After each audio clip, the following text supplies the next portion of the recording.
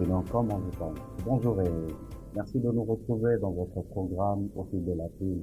Et dans ces numéros, nous avons le réel plaisir de découvrir un livre qui contient des vérités combien importantes pour notre vie chrétienne, écrit par un auteur situé ici au Congo-Kinshasa. Et il est pasteur, il est coach, il est professeur, il revêt plusieurs casquettes. Il s'agit de la personne du pasteur Alphonse Mbouma. Bonjour pasteur. Bonjour. Merci pour votre disponibilité. Merci pour l'invitation. Alors, ensemble avec vous, nous aimerions découvrir un de vos, je crois, votre premier livre. Si Oui, bien sûr. Alors, il s'intitule Redéfinir la louange, l'adoration et le culte. Et dans ces livres, on trouve cette merveilleuse citation: on loue Dieu comme il le veut et non comme on le pense.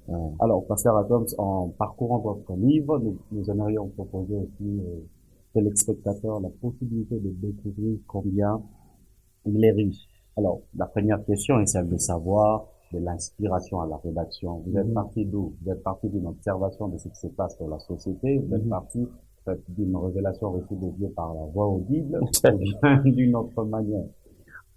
C'est une très belle question. Je pense que il faisait déjà quelque temps que j'avais l'opportunité, par la grâce de Dieu, d'enseigner dans une église ou une autre, ou des conducteurs de louanges ou des assemblées. Alors, je dirais que je suis parti d'un constat ou d'une contrainte. La première contrainte, c'était que j'arrivais 2 fois dans les églises, on me donnait des bons sujets, des bons thèmes, genre l'impact de l'adoration, combattre par la louange. Et lorsqu'on allait dans les fondamentaux, quelle est la définition elle-même de l'adoration ou de la louange, eh bien, je me retrouvais 2 fois dans ces séminaires à ne plus parler de tous ces impacts qu'on avait prévu de parler, juste définir seulement la louange elle-même. Et ce constat ayant été fait plusieurs fois, je me suis dit, tiens, au lieu de rentrer chaque fois pendant que l'Église s'attend à apprendre quelque chose de bien particulier sur la louange, de revenir chaque fois aux définitions. Et en plus, je ne peux pas m'imaginer que je vais prêcher dans toutes les églises. Pourquoi ne pas rendre disponible justement le contenu en se disant, voilà, ce qui concerne la définition, chacun peut déjà apprendre ça bien avant. Et comme ça, quand on se rend compte, on peut parler des autres nuances, ainsi de suite. C'est parti de ce constat, mais ceci, c'est parti du fardeau d'enseignant que de me dire, il vaut mieux vulgariser les principes pour que chacun grandisse personnellement. Voilà. D'accord, merci beaucoup. Alors, nous avons très bien compris que votre livre est parti d'un constat très haut niveau de ce qui se passe dans les églises. Alors, pasteur, ce titre, il est vraiment très intriguant. Ouais, c'est vrai. Comment redéfinir la louange, l'adoration et le culte? Ouais, c'est vrai que quand on dit redéfinir, ça donne l'intention d'être un peu prétentieux. C'est comme si on dit, bah, écoutez, on va tout refaire, redéfinir. Vraiment. Alors, en réalité, même quand vous regardez la façon dont le livre se présente, c'est définir, qui est là en gras, et le ré est juste au-dessus. Alors, quand vous dites partir, vous voulez partir à nouveau, vous dites repartir.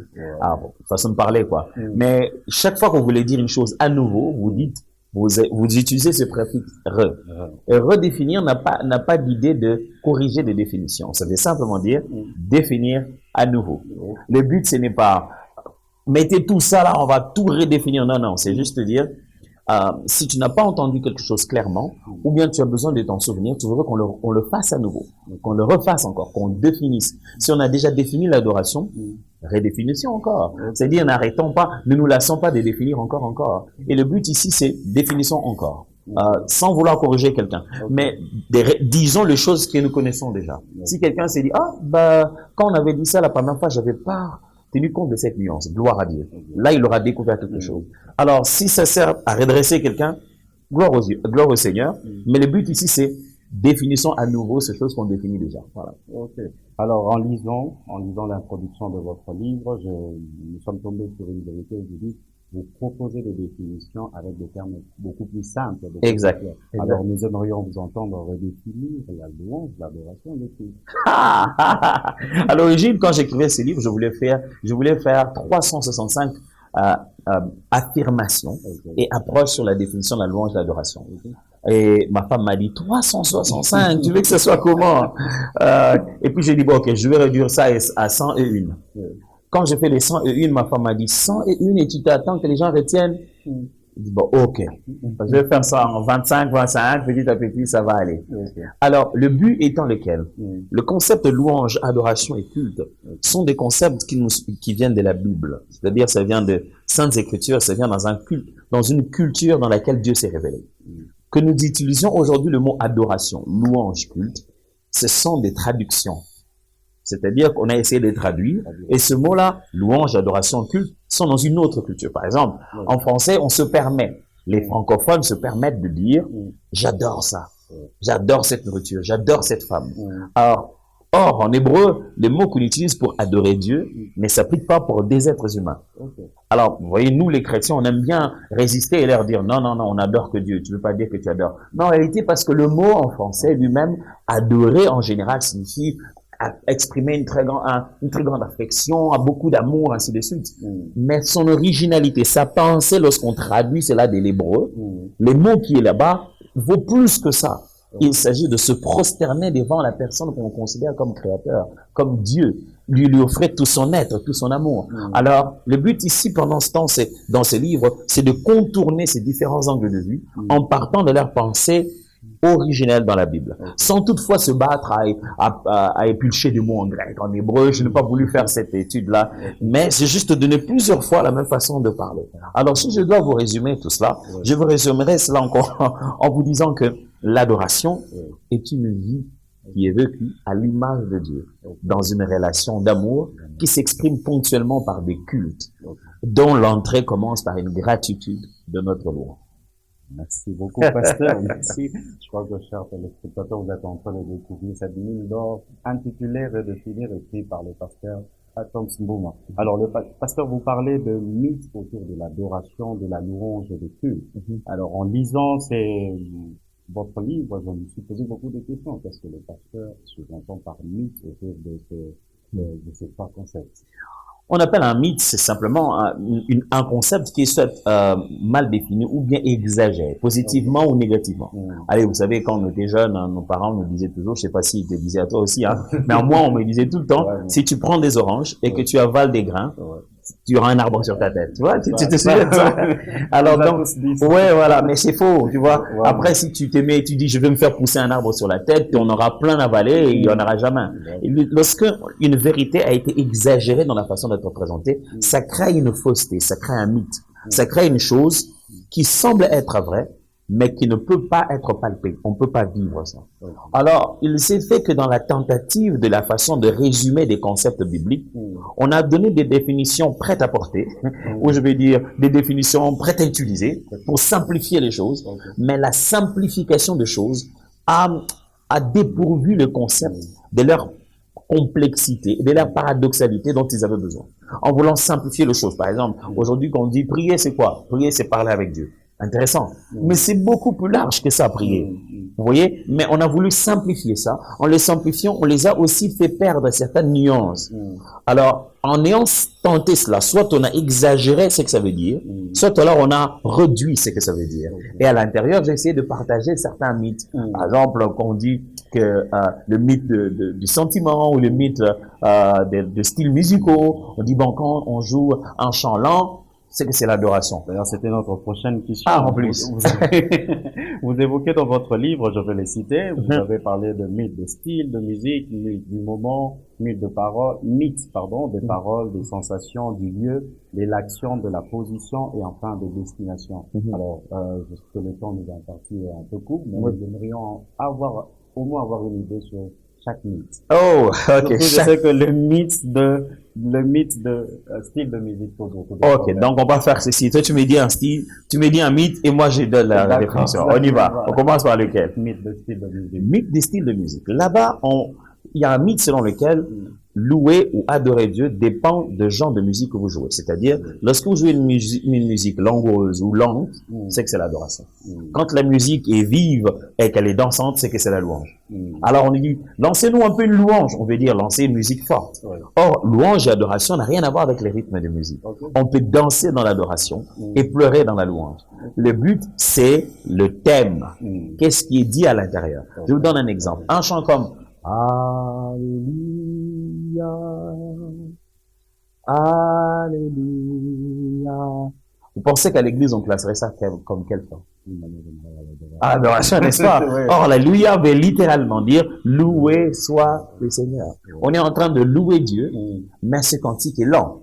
Mais tout de suite, dans notre tête, on pense qu'on est en train d'aborder un thème de l'adoration. Alors, il y a un mythe que de croire lent, c'est adorer, vivace ou rapide, c'est louer. Ça, c'est faux. Pasteur, je me rappelle au fait de psaume, quand vous étiez en train d'expliquer, je sais pas, peut-être la confusion est due du fait que quand David ou bien le psalmiste évoque louange, directement dit louer Dieu avec vos danses, avec la harpe. Vous pensez pas que ça vient aussi de là? Il y a quelque chose dans la louange qui est très, très émotionnel, dans l'expression des émotions. Il y a des expressions, quand vous lisez, louez-le, il dit aussi louez les cieux, louez les terres, louez les firmaments. Et ils font comment? Vous voyez? Alors, il dit aussi des choses du genre, pourquoi t'es battu au-dedans de moi, mon âme? Je loue l'Éternel, je le louerai encore. Il parle de louer Dieu à un moment où émotionnellement il souffre. Il souffre, son âme est abattue, mais il impose à son âme de louer Dieu. Ça, c'est pas le moment des acclamations. Donc, c'est vrai qu'il y a ce côté, dans les louanges d'Israël, il y a ce côté dans les expressions pour dire louange, il y a ces mots qui veulent dire chanter pour Dieu, pousser des cris de joie. Il y a ce genre des expressions qui existent. Mais louer n'est pas directement synonyme à un cantique vivace, quoi. Merci beaucoup. Alors, on passe au second mythe. Oui. Mythe de parole. Mythe de parole. Là, les gens pensent que louer, adorer Dieu, c'est bien parler, avoir le verbe, c'est sortir. Oui, voilà, on s'est dit que s'il parlait comme ça, c'est parce qu'il était les meilleurs adorateurs. Non, l'adoration était dans sa vie. Ça venait de sa vie, ça venait de sa relation avec Dieu. Alors, l'adoration n'est pas basée sur la parole. Mais quand quelqu'un adore, il se met à parler. Il y a un des chants où je chante, j'ai dit, donc, ce qui remplit les cœurs finit par être exprimé par la bouche. Alors, l'adoration n'est pas question de qui parle les mieux. Non, l'adoration est basée sur la relation. Vous répéterez plusieurs fois, je vois que vous êtes mariés, vous répéterez plusieurs fois à votre femme que vous l'aimez, vous l'aimez, vous l'aimez, vous l'aimez. Si ça ne se voit pas dans les faits, elle va s'en fatiguer, hein. Elle dit, tu dis tout le temps ça, mais après, tu ne respectes pas ta parole, et tu es méchant envers moi. Alors pour Dieu, c'est la relation qui est bâtie. Ce qui se dit doit être vrai. Vous voyez, on adore en esprit, en vérité. Vérité ou être vrai signifie être conforme à ce qui est. La relation doit être. On ne doit pas dire à Dieu, tu es saint, sans que nous soyons saints. C'est pourquoi la Bible dit, soyez saints, tel que votre Père céleste est saint. Alors à partir de ce moment-là, l'adoration, c'est ce que nous sommes pour Dieu. Et ça, même quand on dit rien, notre silence adore. On se met à parler parce que cela vient de cette relation. Donc l'adoration, ce n'est pas parler. Mais quand on a adoré par sa vie, on finit par parler. Ok, merci beaucoup. On a beaucoup de questions, mais on va essayer d'évoluer rapidement. Je voudrais qu'on prenne un dernier mythe, le mythe du Dieu. Est-ce que l'adoration, la louange, les cultes sont forcément liés au Dieu? Ça, c'est une chose que l'on pense d'habitude. On pense que si je dois adorer Dieu, si je dois passer un bon moment avec le Seigneur, je vais à la montagne. Je dis, ou si je veux vraiment prier Dieu, adorer très bien, ça doit se passer à l'église. Non, Jésus-Christ, justement, dans le livre de Jean, chapitre 4, le débat qu'il a avec la femme samaritaine est un débat des lieux. La femme dit, c'est ici qu'il faut adorer Dieu, vous les Juifs, vous dites c'est à Jérusalem. Et Jésus, pour pouvoir clarifier ce débat, il dit, madame, c'est ni sur cette montagne, il évoquait le mont Garizim à Sichar, il dit, ce n'est ni sur cette montagne, ni à Jérusalem qu'il faut adorer le Père. Et il dit, car Dieu est esprit. Il faut que ceux qui l'adorent, l'adorent en esprit et en vérité. Jésus, le débat sur les lieux. Toi, tu commences à parler de l'esprit et de vérité. C'est une façon pour Jésus de dire, ça ne dépend pas de où tu es, mais ça dépend de comment tu es. C'est-à-dire, si je suis au lieu le plus loin, à la montagne, et que je ne le fais pas en esprit, c'est mort. Si je suis dans ma chambre en secret en train de prier et je ne le fais pas en vérité, c'est mort. Mais je peux être en plein milieu de la rue en train de marcher. J'ai l'esprit en vérité.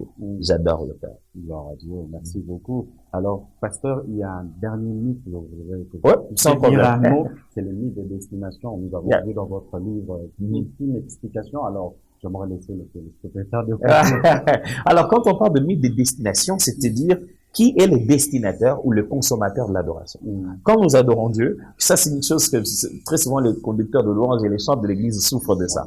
Parce que quand on vient, on veut faire un culte, on va adorer Dieu, on est confondu sur qui doit apprécier notre louange.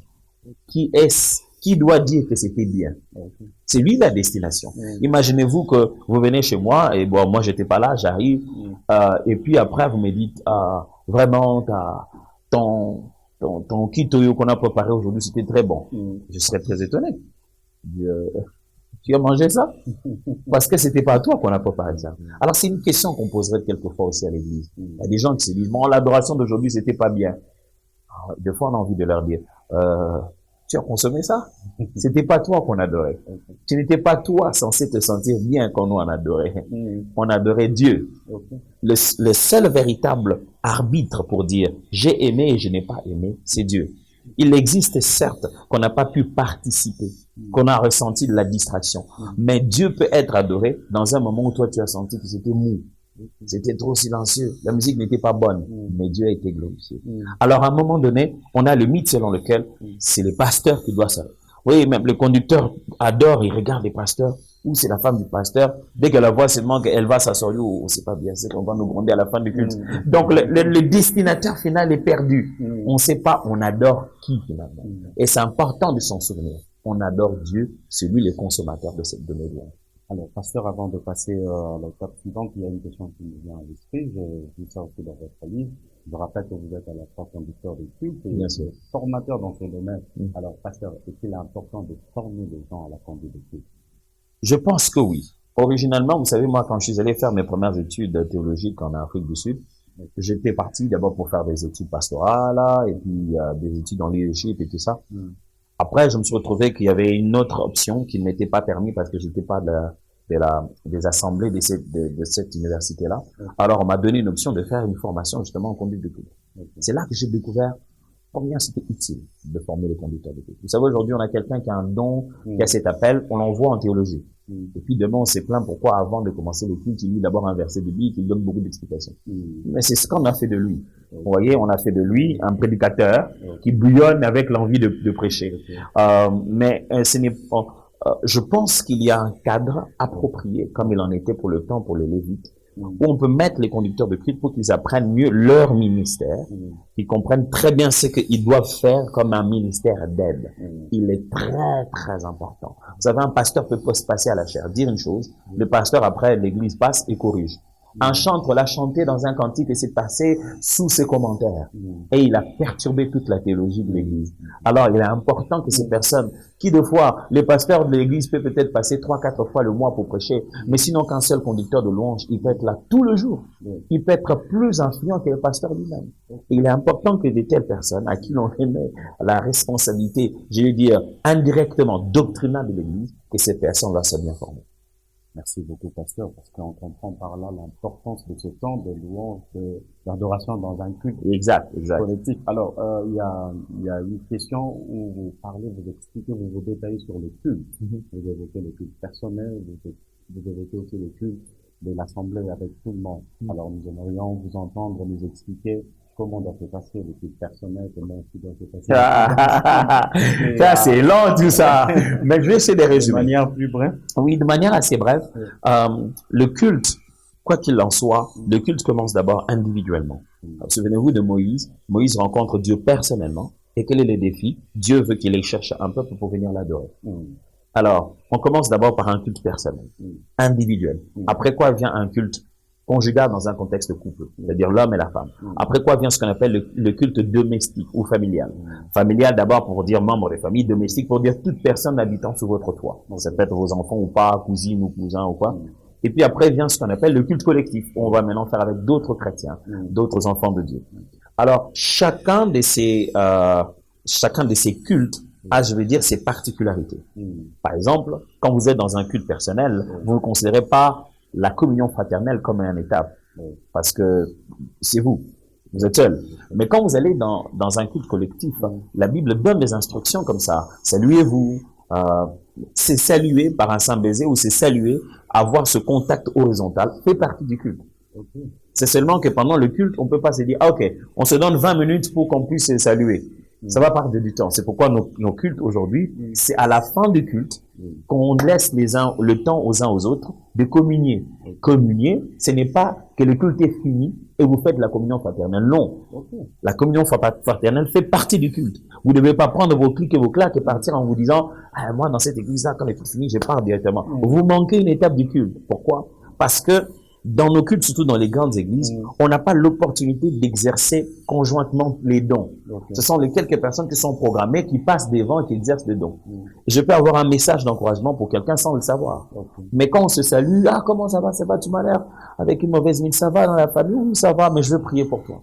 On n'a pas cette étape-là pendant le culte. Mais c'est après vous avez l'impression que c'est après les cultes. Non, c'est toujours les cultes.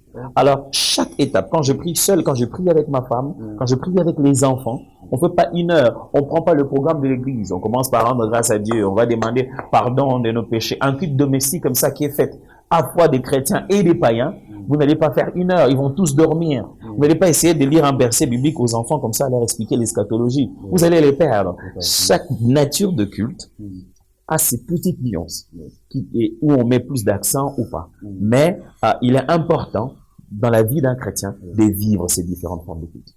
Merci beaucoup, pasteur. Alors, avant de continuer avec le pasteur, nous vous proposons cette transition et nous revenons juste après, avant de continuer.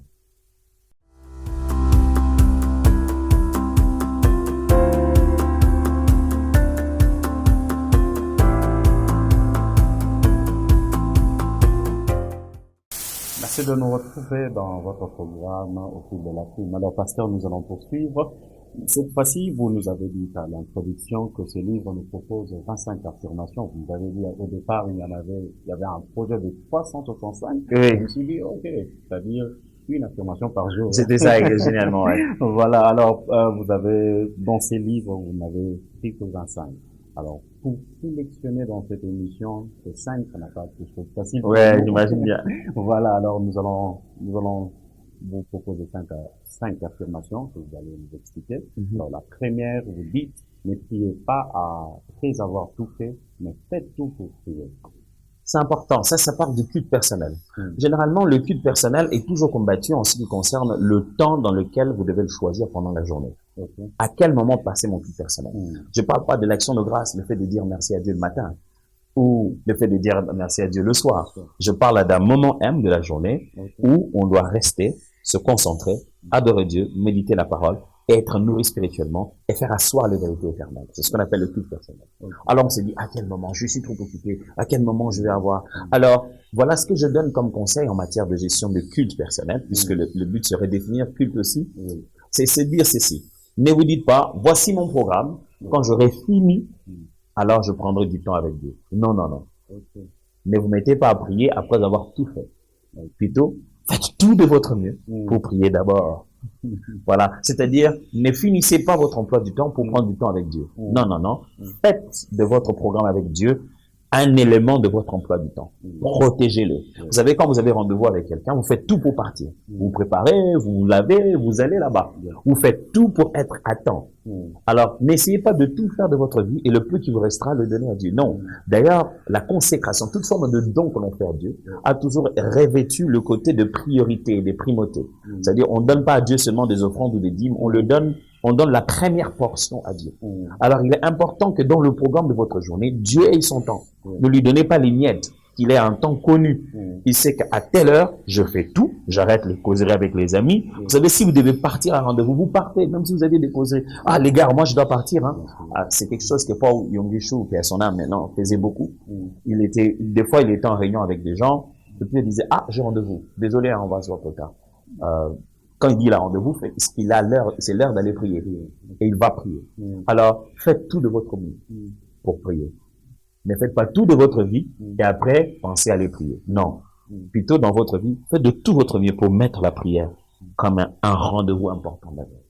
Pasteur, j'aimerais poser une question là-dessus. Lorsque nous lisons la Bible, nous voyons la Bible souligne ces détails. Le Seigneur Jésus-Christ, la Bible dit qu'il avait très tôt, c'était l'aurore, paraphrase, pour aller prier. Alors, j'ai une question. Est-ce qu'il y a une préférence par rapport à une heure? Là, j'aimerais vous entendre par rapport à votre expérience. L'expérience montre que nos emplois du temps diffèrent. Voici les quelques recommandations pour choisir les meilleurs moments. 1. Ne les faites pas de façon précipitée. Okay. Ne choisissez pas un moment qui précède un autre rendez-vous fixe et urgent. C'est-à-dire, ne faites pas votre culte personnel avant d'aller au boulot. Okay. Vous allez partir au boulot à 6 heures, vous êtes réveillé à 5 heures, vous dites, je vais faire mon culte personnel. Vous serez alarmé par l'heure d'aller se laver, c'est pas le meilleur moment de faire le culte personnel. À ce moment-là, vous faites l'action de grâce, vous rendez grâce à Dieu, vous recommandez, vous faites votre consécration personnelle. Mais si vous voulez faire un culte personnel, rassurez-vous que vous choisissez un moment de la journée où vous n'avez aucun autre rendez-vous pressant. Okay. Deuxièmement, pensez à un moment de la journée où vous pouvez être facilement seul. Okay. Vous ne prenez pas votre culte personnel à 11 heures au moment où vous avez des réunions au boulot. C'est pas le bon moment. Troisièmement, choisissez un moment où vous pouvez facilement vous rendre à votre lieu de culte. C'est-à-dire, quand je parle de lieu de culte, c'est le lieu que vous avez choisi pour être seul. Parce que vous pouvez avoir, ça peut être 11 heures, vous avez du temps, mais vous n'avez pas d'espace. Vous ne devez pas seulement réfléchir en termes de temps, vous devez aussi réfléchir en termes d'espace. Est-ce que c'est le moment, mais est-ce que je suis au travail? Est-ce que ici je peux le faire? On va pas me trouver dans mon lieu de travail, j'ouvre ma Bible, c'est pas bien. Je vais pas aller me cacher dans les toilettes non plus. Ce sont des choses que vous devez prendre en compte. Alors, ce qui signifie aussi la quatrième recommandation, c'est que vous ne trouverez jamais un temps libre. Vous serez obligé d'annuler certaines activités, de réduire dans des choses inutiles et passagères pour investir dans les choses importantes. Vous serez toujours en train de faire quelque chose. Vous devez prendre des minutes de la télé, prendre des minutes de causerie, prendre des minutes de WhatsApp, des temps que vous passez inutilement sur les réseaux sociaux et les consacrer à la prière. C'est beaucoup, pasteur. Combien c'est très important. Je crois qu'on a affaire à des gens qui sont très occupés. Et par cette affirmation, vous venez de proposer une solution. Alors, j'aimerais prendre notre affirmation. Vous parlez de le culte personnel ne se mesure pas en temps, mais en qualité. Yep, important. J'ai dit généralement, on pense que j'ai fait un bon culte personnel parce que j'ai fait 1 heure. Des fois, en grandissant dans la foi, on se vantait de ça. Hein. Je viens de passer. Des fois, on le disait en passant comme ça. Oh, cette nuit, je n'ai pas dormi. J'ai passé 4 heures dans la prière. Le Seigneur m'a réveillé. C'est un peu l'orgueil de sa spiritualité. Et on se dit, quand on parle aux amis, que combien de temps on a fait, donc on est super spirituel. On peut avoir passé 1 heure du temps à faire les 100 pas, à pavaner dans ses pensées, à réfléchir gauche et droite, à penser à la maison, ce sera quoi, et où est-ce que j'ai laissé mon truc, tu n'es pas concentré.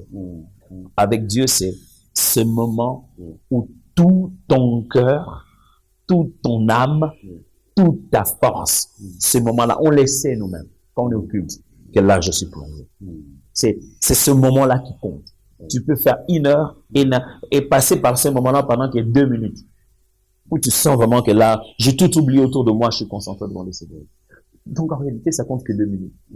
Donc, ce qui veut dire que la vraie valeur de la prière, ce n'est pas le nombre de temps qu'on y passe, mais c'est plutôt jusqu'à quelle profondeur on accède dans l'expression de l'intimité avec Dieu. C'est de ça qu'on veut parler. Merci beaucoup. Alors, on prend la troisième affirmation, l'affirmation suivante. Je n'ai pas respecté l'ordre. Non, sans problème. Énuméré dans votre livre. Alors, le cœur est le meilleur endroit pour un culte personnel. Ça, c'est tout ce que ça veut dire. Ça veut dire que, où que ce soit qu'on aille chercher le lieu pour faire le culte. Parce que, il y a aussi cette question, comme je l'ai dit tout à l'heure, on veut savoir où est-ce que je vais faire mon culte personnel.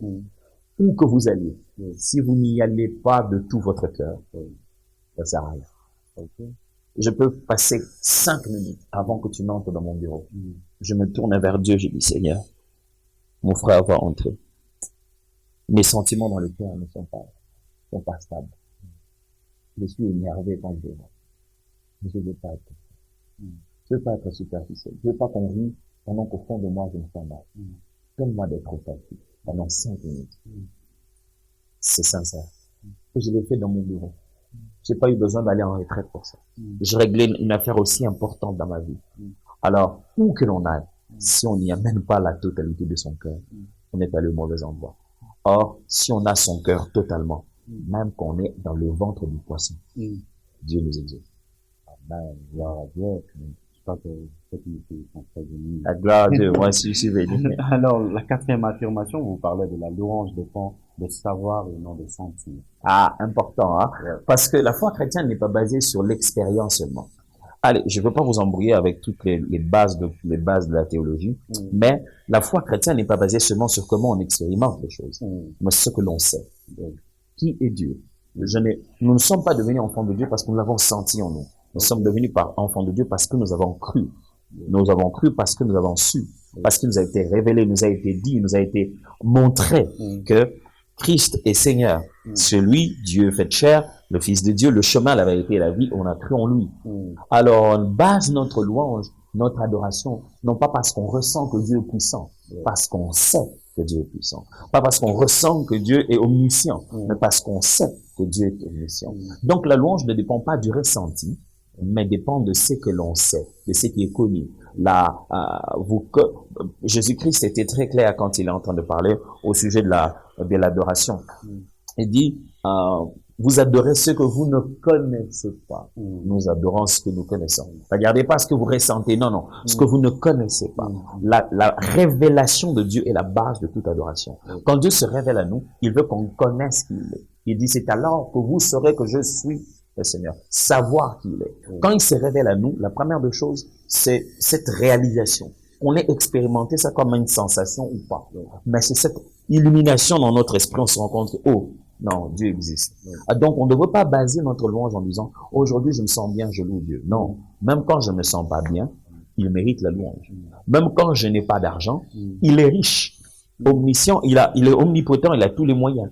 Même quand ce jour-là je suis malade, il reste Jéhovah Rapha. Je loue pas Jéhovah Rapha parce qu'il m'a guéri. Je loue Jéhovah Rapha parce que je sais qu'il est Jéhovah Rapha. Nous sommes l'expérience que je suis en train de vivre. Gloire à Dieu, merci beaucoup. Alors on va quitter rapidement. Ah ouais, c'est déjà fini. Vraiment, vous parlez de la 5e affirmation qui va nous conduire directement à la conclusion. Je l'ai dit à l'introduction, on loue Dieu comme il le veut et non comme on le pense. Quand on loue Dieu, j'entends très souvent une chose dans l'église. Les gens disent, on dit, on va se lever, louer Dieu. Dit non, moi, je loue Dieu dans mon cœur. Je reste assis. Je loue Dieu à l'intérieur. De fois, on pense qu'on a tellement le choix. Ça dépend de chacun, de son feeling. Non. Quand vous entrez chez un roi ou chez un président, vous respectez les protocoles. Vous dites pas, aujourd'hui, je ne sentais pas porter une veste. C'est pas, je suis venu en jeans. Ah non. Il y a un protocole. Vous respectez comment il faut venir. Vous n'avez pas dit, bon, aujourd'hui, je ne le sentais pas, c'est pourquoi j'ai porté du rose. Ah non. Il y a un protocole. Et ce n'est pas l'homme qui a inventé le culte. C'est Dieu qui a inventé le culte. C'est Dieu qui est sorti de l'invisible pour se révéler à l'homme et qui a, par cela, montré un parcours par lequel l'homme connaît le chemin jusqu'à accéder à Dieu. Donc, il y a un protocole divin. Dieu se manifestait. On ne peut pas louer Dieu comme on veut.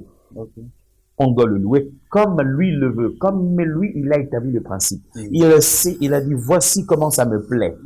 Vous ne pouvez pas le faire autrement. Vous ne pouvez pas inventer une surprise. Tout ce qu'il veut, c'est que vous puissiez obéir à ce processus. Et Jésus était clair quand il disait, si vous m'aimez, vous garderez, littéralement, vous obéirez à mes commandements. Donc pour Dieu, l'extrême amour, c'est le simple respect de ce qu'il a révélé déjà. Alors on loue pas Dieu comme nous on veut. Il dit, moi je suis un peu du genre, quand les gens sont en train de beaucoup danser, pourquoi faire ça devant les gens? On sait que vous avez le choix.